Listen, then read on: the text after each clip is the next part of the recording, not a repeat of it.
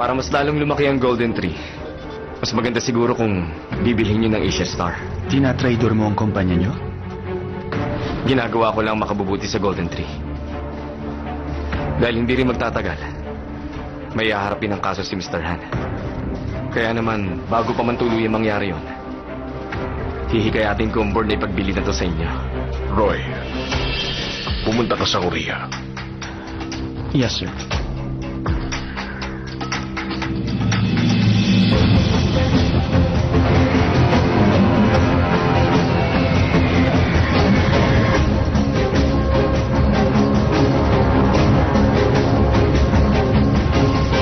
Sinabi ko lang kay Mr. Anthony Han ang oras at lugar ng meeting natin.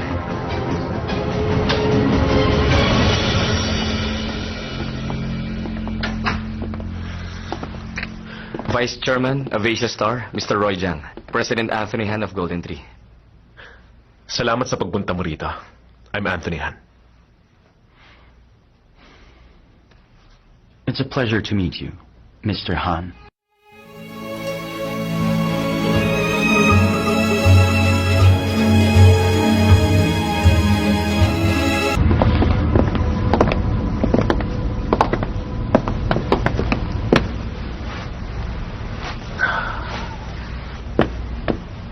Gusto niya sana makipag-usap muna sa inyo bago siya magbigay ng final decision. Narinig kong positive ang reviews mo sa amin. Salamat. Wala yun sa akin. Okay ka na sa vernacular. You speak well too. Thank you. Kapag naging successful kayong dalawa, pupunta na mula Hong Kong ang financial team within this weekend. Director Lee, nakipagkita ka ng ba kay Chairman Jiang?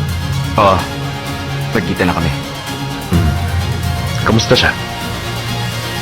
Mukhang okay naman. Ang bait nga niya sa akin. Gusto ko rin sanang makipagkita sa kanya if possible. Sasabihan na lang kita. Salamat. Anyway, shall we go to the meeting room? Lead the way. Okay na.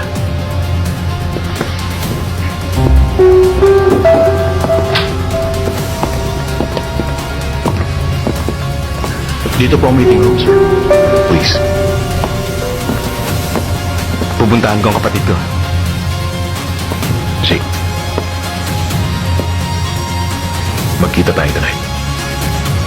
Bakit naman tayo magkikita? May sasabihin ako. Sabihin mo na. Tungkol ito sa sulat ni Charlie. Bakit? Ano ba nakalagay sa sulit na binigay niya sa'yo? Sabihin mo na.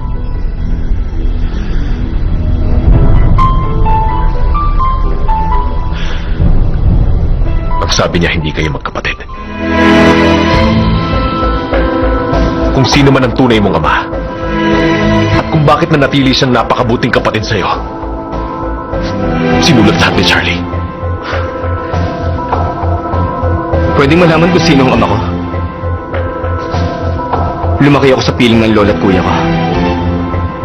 Sa simula pa lang, wala na akong mga magulang. At ayoko na magkaroon pa.